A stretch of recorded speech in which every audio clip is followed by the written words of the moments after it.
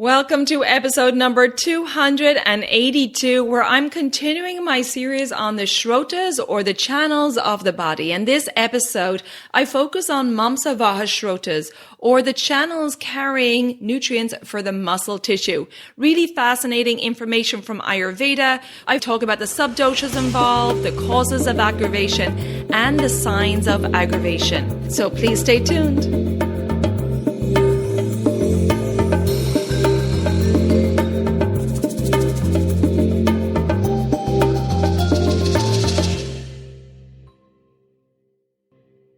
Hi there, I'm your host Colette, and on this podcast I will be sharing the teachings of Ayurveda, yoga, and holistic health practices.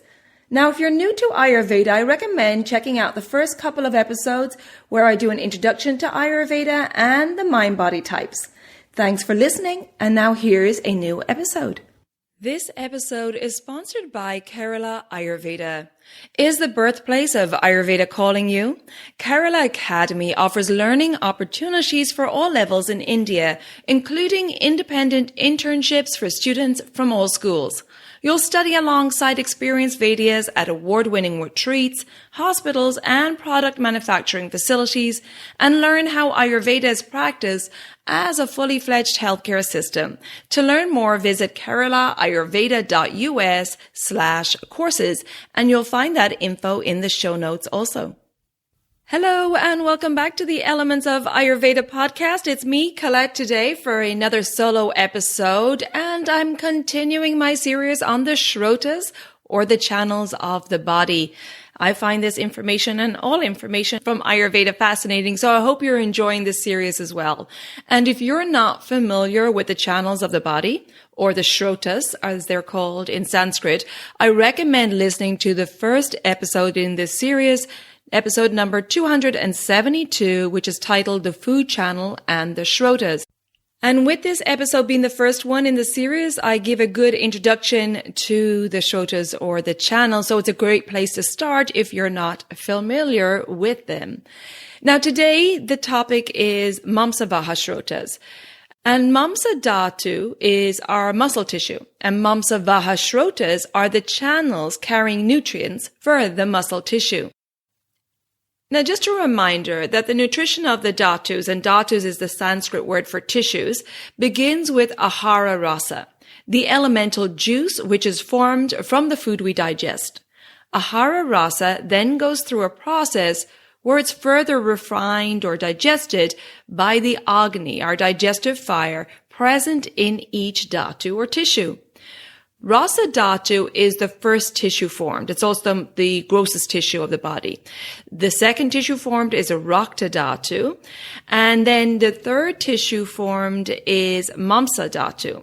And today I'm focusing on the channels, or the Srotas, that carry nutrients to Mamsa dhatu, our muscle tissue. Now, if you want to learn more about this fascinating wisdom from Ayurveda on the nutrition of the dhatus, check out episode number 92, titled Ayurvedic Nutrition of the Dhatus, where I take you through the process in detail of the nutrition and the formation of the 7 tissues of the body.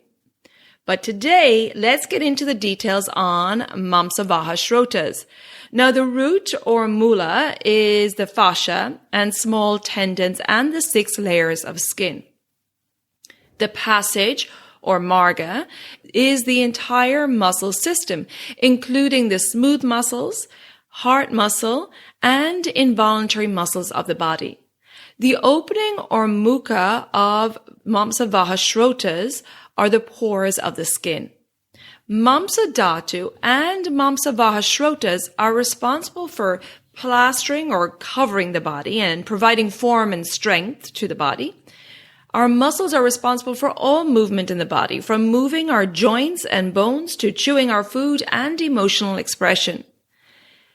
Supporting the skeleton is another very important function, and the heart muscle supports circulation, and the intercostal muscles of the rib cage support respiration. Protection of the organs and body cavities is another very important function, and production of heat when our muscles are moving. The subdoshas governing Mamsa Vaha Srotas are all the dhatu subdoshas which are responsible for movement in the body. So there's prana, udana, samana, apana, and vyana vayu. Sadhaka pitta with its primary site in the brain and heart, and brajaka pitta which has its primary site in the skin. Kalatika kapha located in the gastrointestinal tract, and avalambika kapha which has its primary sites in the heart, lungs, respiratory tract, and the spine. Tarpika kapha with its primary sites in the brain, the myelin sheath, and cerebrospinal fluid. And Tarpika kapha is one of the subdoshas governing Mamsa Vaha Srotas because the communication from the brain to the muscles is via the nervous system. And Tarpika kapha in the myelin sheath protects the impulse that moves between the neurons. Now, Mamsa Vaha Srotas is moved by the nervous system. Therefore, when Mamsa Vaha Srotas, which is the channel for the nervous tissue, which I haven't covered in detail yet, but it's coming soon. But when Mamsa Vaha Srotas, the nervous channel, is affected, for example, in the case of a stroke or MS, multiple sclerosis, the functioning of Mamsa Vaha Srotas will be affected also.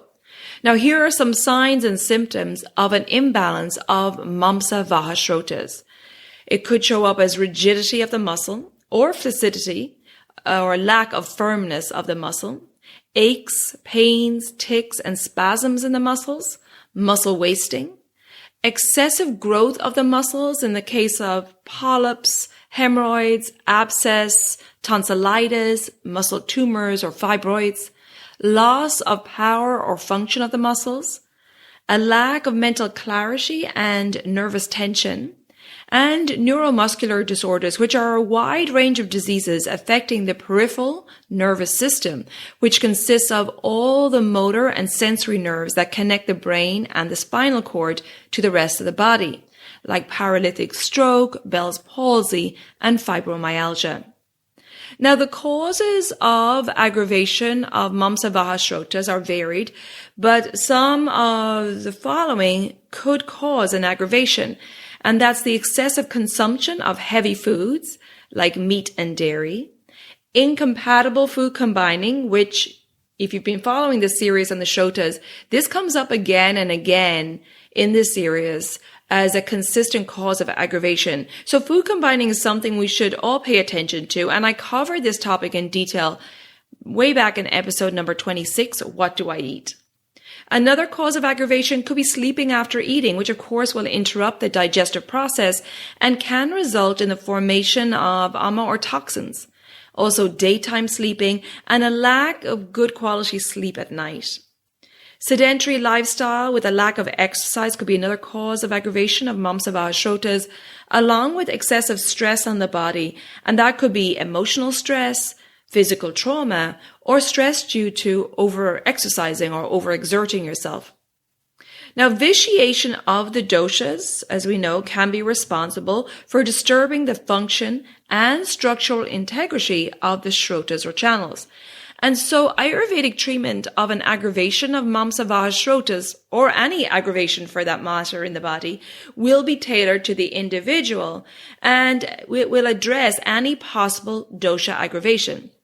So, for example, if there's a vata aggravation in Mamsa Vaha Srotas, it can result in a lack of Mamsa dhatu formation, and the tissue that is formed may be very weak. Treatment here will require rejuvenation and building up the tissues of the body, along with stabilizing the agni with digestive spices that are warming. Implementing a grounding daily routine, which will include consistent eating and sleeping along with mindfulness practices to pacify vata, is very important. Now, if there's a pitta aggravation in Mamsa Vaha Srotas, it can result in the muscle tissue being formed being strong and lean, which sounds great. However, it can make the tissue prone to inflammation and injury. And the treatment here may require reducing the strength of the Agni because the Agni may be too tikshna, too strong. And this would require introducing foods that have a cooling quality that are pacifying to Pitta. So foods with a bitter and sweet taste, for example, along with calming yoga and mindfulness practices to help pacify Pitta and to help balance the damage effect of overexerting the body, which can be a tendency of Pitta with the intensity and competitiveness that Pitta is known for. Now, if it's a kapha aggravation in Mamsa Vaha Srotas, it can result in excessive Mamsa tissue formation, and the treatment may include stimulating the Agni because there may be Agni Manda or slow, sluggish Agni. So reducing consumption of heavy foods will be important here and introducing lighter foods with lots of fiber to help movement through the sluggish kapha digestive system. A cleanse is a very effective way of pacifying kapha aggravation in Mamsa Vaha Srotas, along with daily physical movement, which is really important to reduce that excess Mamsa dhatu.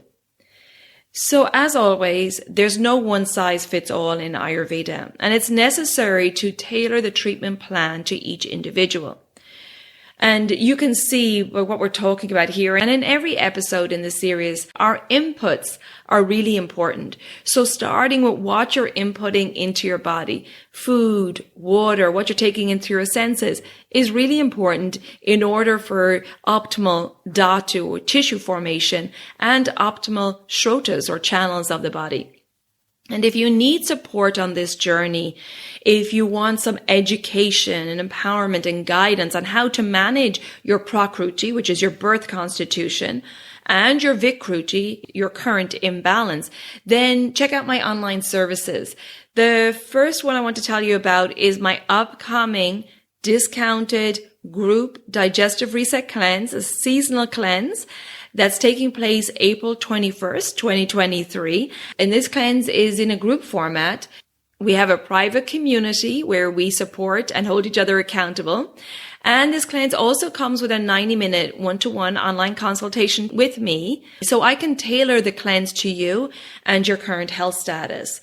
And you'll also get access to a private cleanse page, which has webinars, yoga videos, mindfulness and pranayama tutorials, recipes, and lots more to support you on this journey. And I will be there consistently in the group, answering questions, giving you tips and reminders, and supporting you all along the way. So it's a great way to have a supported cleanse at a discounted price. And like I said, that starts April 21st. And you can find that on the events page of my website, elementshealingandwellbeing.com. And I'll put that link in the show notes. Now, if that group date of April 21st doesn't work for you, I offer a private cleanse where you have the opportunity to set your own dates. It also comes with a 90-minute consultation. It's the same structure, and have me one-on-one for support. If you're interested in that, you can check the private Digestive Reset Cleanse out on the programs page of my website. And I also offer consultations and educational programs in the Daily Habits for a Holistic Health program, which is a 28-day self-paced educational program where I talk about aligning with the circadian rhythms.